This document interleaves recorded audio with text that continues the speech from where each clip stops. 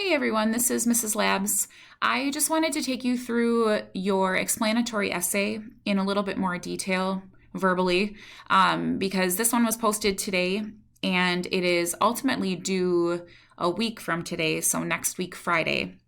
But it's a little bit more in depth of an assignment because it is your large performance-based assessment for the end of this entire unit. So I wanted to just take you through some things, show you where you can access different resources to help you with this, and also just invite you to communicate with me when you have questions, which is totally fine that you have questions. It's your first big essay to write for this course. So definitely email me at any time, or I can set up a time to have a conference with you just to answer questions that you might have. So just wanted to invite you to do that also. So I am right now looking at your guide sheet. So this is the very end of your guide sheet, which is explaining this whole essay.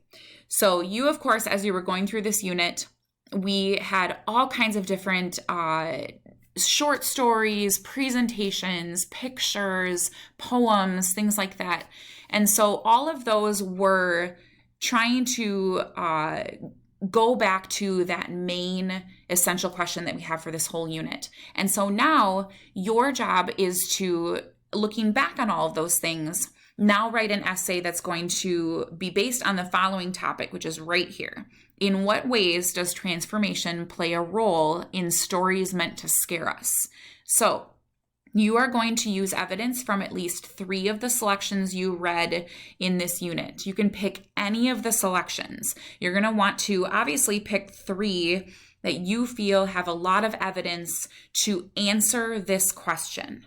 So choose those 3. That's going to be your first big job, is to choose those 3 and then choose the evidence from those 3 pieces of writing in order to answer this question.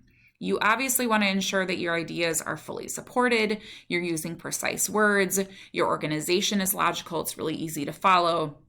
Put the time into that so that that is all successful. Your essay is going to be in 5-paragraph essay form. I'm assuming that most of, if not all of you, have written a 5-paragraph essay. It's a very standard form of essay. If you haven't, or you need a refresher on it, there's a document that I put together for you here that reviews how 5-paragraph essay structure should work. So you're going to have 5 paragraphs, obviously. Your first paragraph is the introduction, then you have 3 body paragraphs, and then you have a concluding paragraph. So your introduction should be at least 7 sentences, and it is going from general to most specific, which is your thesis statement at the end of your introduction. Each body paragraph should have at least 11 sentences. So you're going to start with a topic sentence.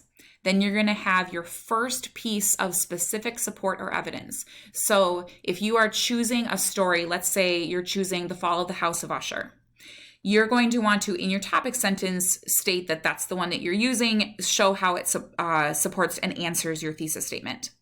Then you're going to pick 3 pieces of support or evidence from that story that support that topic sentence, that explain that topic sentence. That's here, your first specific piece, second specific piece, third specific piece.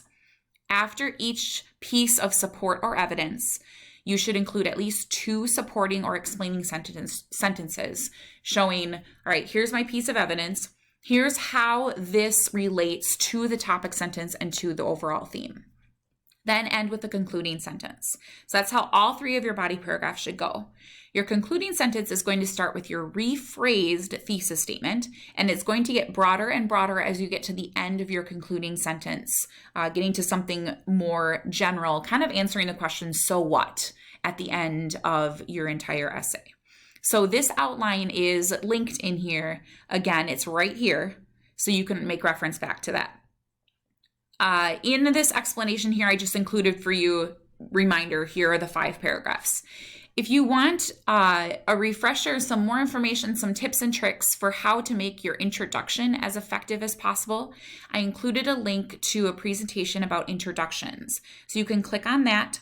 You can go through this whole presentation. It goes through what's the structure for it. What are some different techniques I could try for starting the introduction?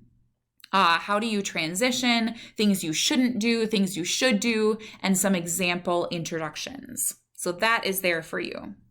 A little bit farther down, there's also a similar presentation to take you through how to write an effective conclusion. So you can go to that presentation and look through that. That's going to do a similar thing. How is it structured? How can I try writing this? What are some good strategies? What are things I shouldn't do? What are things I should do? And then finally, some example conclusions. So take a look at those. Those are there to help you with those paragraphs, which sometimes are the hardest paragraphs in a five-paragraph essay to write because they feel a little bit more obscure. And so that'll give you a lot of good tricks for that. Before you begin writing, make sure that you have read all of this really thoroughly and carefully, and also look over the rubric for the essay. That is linked right here. This is exactly the document I'm going to use to grade your essay. So take a look over this, make sure that you kind of understand what I am going for in that presentation or in that essay. So go over that rubric carefully. My suggested timeline for you is that you have a first draft finished by about Wednesday next week so that you have time for revision. Do not wait to finish it until next Friday and turn it in without revising anything. That does not set you up for success, and it does not set you up for the best possible grade and the best possible presentation of what you can do if you wait until that last moment. I'm giving you an entire week to work on this 5-paragraph essay. So ideally by next Wednesday, you should have your first draft done. Check it against the rubric first. You can look at each of those things on the rubric and see, did I do that effectively or did I not? If you're missing some of those elements or they're not very strong, then you can make those revisions to your essay.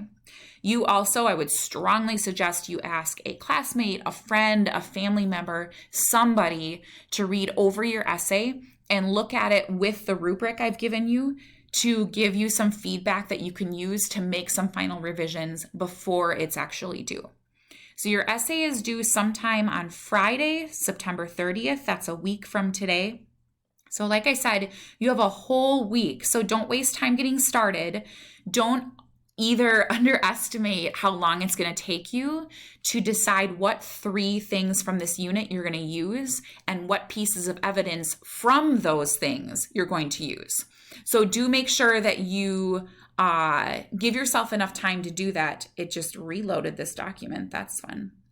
So make sure you give yourself enough time to do that, to plan it, to kind of outline it for yourself, and then have a first draft written by Wednesday so that you have time to revise. Please feel free to contact me if you have questions. I am here to help you. I'm here to help this be a successful assignment for you. So please put in that effort. Let me know what questions you have and what I can help you with, and I will talk to you soon. Thank you.